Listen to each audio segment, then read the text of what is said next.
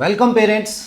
दोस्तों, यदि आपके घर में छोटा बच्चा है तो इसका मतलब आपके घर में एक छोटा मेडिकल स्टोर भी होगा, दवाइयों का ढेर होगा। बच्चे बहुत जल्दी जल्दी बीमार होते हैं। मैं अक्सर पेरेंट्स से ये सुनने को रिपीटेडली मिलता है कि मेरा बच्चा बार बार बीमार क्यों होता है, कभी खांसी, कभी जुकाम, कभी बुखार, उल्टी, दस्त। इसके पीछे कारण क्या है और ऐसे सॉल्यूशन आज की इस वीडियो में बात करेंगे जिससे कि बच्चा कम बीमार पड़े। तो देखिए, सबसे पहले हम जानते हैं कि ये कारण क्या है कि ये जो छोटे बच्चे हैं, टॉडलर्स जो हैं, ये इतनी जल्दी जल्दी बीमार क्यों होते हैं। मैं कुछ मुख्य कारण जो है वो आपको बताता हूँ, उससे आपको समझ में आएगा। आप उनको दूर करेंगे, आपका बच्चा कम बीमार होगा। नंबर 1, रिपीटेडली वायरस जो होते हैं उनका एक्सपोजर प्लस वीक इम्यूनिटी। कारण क्या रहता है कि जो छोटा बच्चा रहता है इसका इम्यून सिस्टम अभी इमेच्योर है। ये नए नए वायरस जो उसकी बॉडी में घुस रहे हैं उससे लड़ना सीख रहा है। समझ गए ना आप? तो साल के अंदर 8 से 10 ऐसे वायरल इन्फेक्शंस बच्चों में नॉर्मल होते हैं। इनका इम्यून सिस्टम उनसे लड़ना सीख रहा होता है। 3 से 5 दिन में बच्चा उस बीमारी से बाहर आ जाता है। तो इसलिए कभी भी इस चीज को लेकर टेंशन नहीं कीजिएगा एज ए पेरेंट कि मेरा बच्चा इतनी जल्दी जल्दी बीमार हो रहा है, इसका मतलब कहीं ऐसा तो नहीं है कि इसको कोई बहुत बड़ी बीमारी है। तो 8 से 10 मैंने आपको बताया कि साल के अंदर इस तरह के इन्फेक्शन जो वायरस वाले रहते हैं नॉर्मल होते हैं बच्चों के अंदर।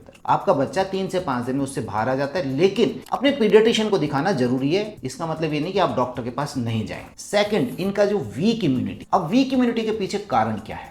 यूजुअली जो मैं आपको बता रहा हूं उस चीज का अच्छे से सुनिएगा। नंबर 1, हमारे बच्चे की डाइट में कुछ ऐसी चीजें जो उसके इम्यून सिस्टम को मजबूत बना रही थी उनका कम होना। और उनमें क्या क्या हो सकते हैं? प्रोटीन्स का कम होना। हमें पता ही नहीं है कि हमारे बच्चे की जो डाइट जा रही है उसमें प्रोटीन के सोर्सेज अच्छे हैं या नहीं है, उसे प्रॉपर प्रोटीन मिल रहा है कि नहीं मिल रहा। और ये जो वायरस वगैरह से लड़ने के लिए जो एंटीबॉडीज होती हैं ये भी तो प्रोटीन होती हैं। मेरी बॉडी के बिल्डिंग ब्लॉक्स हैं प्रोटीन। तो आपको अपने बच्चे की डाइट में ये मेक श्योर अच्छे से दीजिए कि क्या उसे अच्छा प्रोटीन का सोर्स जा रहा है नहीं जा रहा है। सेकंड, विटामिन डी की कमी, आयरन की कमी, जिंक की कमी। ये चारों ही चीजें, protein, vitamin D, zinc, iron, आपके बच्चे के इम्यून सिस्टम को मजबूत बनाते हैं। तो आपको ये पता होना चाहिए कि इनके सोर्सेज क्या है। तो ये इंपॉर्टेंट है। हमारे यहाँ पर ज्यादातर बच्चे जो हैं वो आयरन डेफिशिएंसी एनीमिया के शिकार हैं। तो एक एज ए मदर जब आप उसे खाना खिला रहे हैं तो आपको ये पता होना चाहिए कि इसमें आयरन के सोर्स मेरे बच्चे की डाइट में जा रहे हैं या नहीं जा रहे हैं। इसके अलावा रोंग डाइट, यस, अभी जैसे मैंने आपसे बात करी है उसमें क्या क्या हो सकता है। रोंग डाइट में अच्छे से सुनिएगा, ओनली मिल्क दे रहे हैं, टॉडलर है, दिन में 2-2 लीटर दूध पिलाते हैं, मैंने खुद ने देखा है। उसके अलावा जब हम उनसे बात करते हैं कि आप क्यों दे रहे हो तो बोले बच्चा कुछ खाता ही नहीं है। आप इस बात को उल्टा कीजिएगा, जब आप दूध बंद करेंगे आपका बच्चा खाने लगेगा। आप पूरे दिन उसे दूध पिलाते हैं, उसे वो गिट लेता है, अपनी कैलोरीज ले लेता है, लेकिन दूसरे न्यूट्रिएंट जो हैं उनकी डेफिशिएंसी हो जाती है। तो इस चीज से बाहर निकलिए, उसके दूध की मात्रा को सही कीजिए जिससे कि उसको पूरा न्यूट्रिएंट्स मिलने लगे। Second, refined foods. जब मेरे से माँ बाप कहते हैं कि मेरा बच्चा कुछ नहीं खाता तो मैं कहता हूँ इसे चिप्स का पैकेट दो,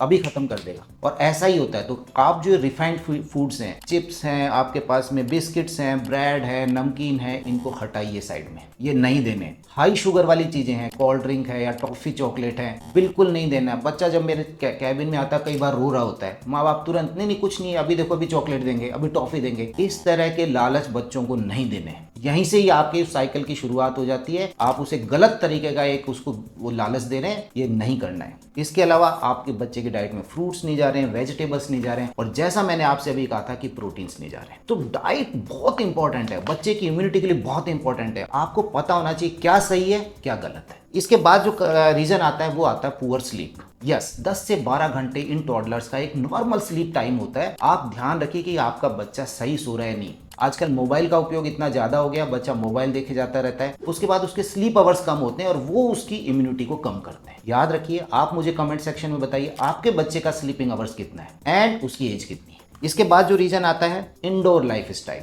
बाहर निकलना ही कम हो गया है। बच्चे गेम्स भी खेल रहे हैं तो सामने टीवी पर खेल रहे हैं, अपने मोबाइल में। आउटडोर गेम्स बंद हो गए हैं, फिजिकल एक्टिविटी बंद हो गई है। आपका जो इम्यून सिस्टम है डेफिनेटली उस पर फर्क पड़ेगा। आप देखिए आपका बच्चा फिजिकली कितना एक्टिव है, बाहर जाकर खेल रहा है नहीं खेल रहा, आउटडोर है कि नहीं उसकी एक्टिविटी के अंदर, सनलाइट उसे मिल रही है कि नहीं मिल रही है, विटामिन डी उसका बनेगा वहां से। विटामिन डी बहुत इंपॉर्टेंट रोल प्ले करता है हमारी इम्यूनिटी के अंदर। तो सनलाइट नहीं है, विटामिन डी की डेफिशिएंसी हो गई है, बच्चा खेल कूद नहीं रहा है, उसके लंग्स पे फर्क पड़ेगा, वो कमजोर होंगे। अगर फ्रेश एयर नहीं मिल रही है तो पूरा का पूरा उसका रेस्पिरेटरी इम्यूनिटी जो है वो कमजोर हो जाएगी। बाहर निकालिए उसको, खेलने दीजिए उसको थोड़ा सा। अब इसके अलावा जो एक और कारण है वो रहते हैं एलर्जीज। आपको ये चीज समझनी पड़ेगी, इन्फेक्शन अलग है, एलर्जीज अलग है। लक्षण एक जैसे आएंगे, खांसी है, जुकाम है, लेकिन इन्फेक्शन की वजह से नहीं है, एलर्जी हो सकती है उसको। एलर्जी का आपको पता होना चाहिए। जैसे मैंने फूड एलर्जी से रिलेटेड मैं बहुत बात करता हूँ। मेरा एक कंप्लीट वीडियो है। आपने बच्चे को कुछ खिलाया, आधे 1-2 घंटे के अंदर वो अचानक खांसने लग गया है, या रैशेज आ गए हैं, या किस खाने के बाद उसके कॉन्स्टिपेशन हो रहा है, लूज मोशंस हो रहे हैं, तो उसको पकड़ना पड़ता है। 1 बाय 1 करके मैं बताता हूँ कि उसको फूड देने हैं बच्चे को। 6 मंथ ऑनवर्ड्स जब आप स्टार्ट कर रहे हैं तो वहीं से पकड़ में आती है, तो एक बार में एक ही फूड देना होता है। तो इसी तरह से एलर्जी के और कारण क्या हो सकते हैं? आपके पास डस्ट है, सॉफ्ट टॉयज बच्चे को दिए गए हैं उससे हो सकती है, परफ्यूम्स हैं, मॉस्किटो कॉइल है, कोल्ड ड्रिंक्स, या घर में पेट्स हैं, जानवर हैं तो उनसे भी हो सकती है। तो ये ध्यान रखिएगा, रिपीटेडली आपका बच्चा खांसी जुकाम से परेशान हो रहा है तो कहीं उसे एलर्जी की प्रॉब्लम तो नहीं हो रही है। इसके बाद कोई मेडिकल रीजंस हो सकते हैं। मेडिकल रीजंस में बच्चे के टॉन्सिल्स का बड़ा होना, एडिनोइड्स का बड़ा होना, अभी जैसे मैंने आपसे कहा था आयरन डेफिशिएंसी एनीमिया, तो आयरन की कमी है उसमें हो सकता है। कोई रिफ्लेक्स जैसे एसिडिटी वगैरह जो हम बोलते हैं, विटामिन डी की डेफिशिएंसी, या आपका बच्चा प्री टर्म पैदा हुआ है तो भी वहां पर उसका इम्यून सिस्टम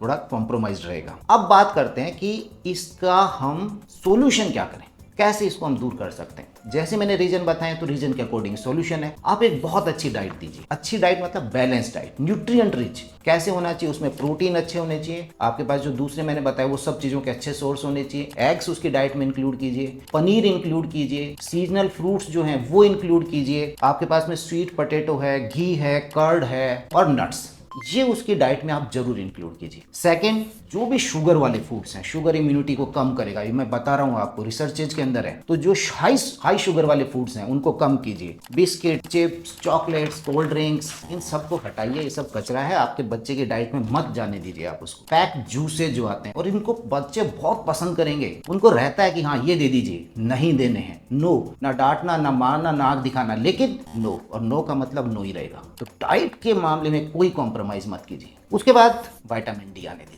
सनलाइट 15 से 20 मिनट, आधा घंटा उसको खेलने दीजिए, पार्क में जाने दीजिए, मिट्टी में खेलने दीजिए, कोई फर्क नहीं होता। ओवर क्लीनलीनेस से भी बचिएगा। हाइजीन को रखना है विद बैलेंस। तो बच्चा खेल रहा है, कूद रहा है, थोड़ा बहुत गंदा भी हो रहा है, इट्स ओके, सही है। उसको आउटडोर एक्टिविटी कराइए, फिजिकल एक्टिविटी कराइए। आपके पास ग्राउंड्स नहीं है तो कोई एकेडमी है, वहां पर उसको डालिए। उसके बाद आपके पास में आता है कि किसी भी तरह की कोई डेफिशिएंसीज हैं तो पेरेंट्स प्लीज चेक कीजिए अपने बच्चे के, कुछ अपने पीडियाट्रिशियन को दिखाइए, उससे देखिए कि उसके अंदर हीमोग्लोबिन कितना है, उसका सीबीसी क्या कहता है, फेरिटिन लेवल क्या कहता है, विटामिन डी का स्टेटस क्या है। तो डेफिशिएंसीज जो है इनको जरूर चेक कराइए। तो ये कुछ रीजन थे पेरेंट्स जो मैं आपके साथ डिस्कस करना चाहता था। जब आप मेरे से बोलते हैं कि मेरा बच्चा बार बार क्यों बीमार होता है, बार बार बीमारी के पीछे मुख्य कारण और उनका सॉल्यूशन, कोई बहुत इसके अंदर रॉकेट साइंस नहीं है। आप लोगों को डाइट का ध्यान रखना है, उसके रूटीन का ध्यान रखना है, स्लीप का ध्यान रखना है, मोस्ट इंपॉर्टेंट। तो उसे फिजिकल एक्टिविटी उसका होने दीजिए ना, बाहर निकलने दीजिए बच्चे को, खिलाइए उसको, मोबाइल से दूर कीजिए, गंदा खाना जो उससे दूर कीजिए। तो उम्मीद करता हूं आपको ये समझ में आया होगा, आप इसके ऊपर फोकस करेंगे। कमेंट्स में मुझे बताइएगा इन सब चीजों में से आपके बच्चे के साथ क्या प्रॉब्लम है। जरूर बताइएगा कि यहाँ उसे स्लीप की प्रॉब्लम है, या मेरी डाइट में गड़बड़ी है, या मेरे बच्चे की फिजिकल एक्टिविटी नहीं हो पा रही है, कितना घंटा वो खेल पा रहा है। अच्छा लगेगा और मदर्स को भी और पेरेंट्स को भी फायदा होगा। तो उम्मीद करता हूँ आपको वीडियो अच्छा लगा होगा। अच्छा लगा इसे लाइक कीजिए, शेयर कीजिए एंड चैनल को सब्सक्राइब कीजिए। Thank you.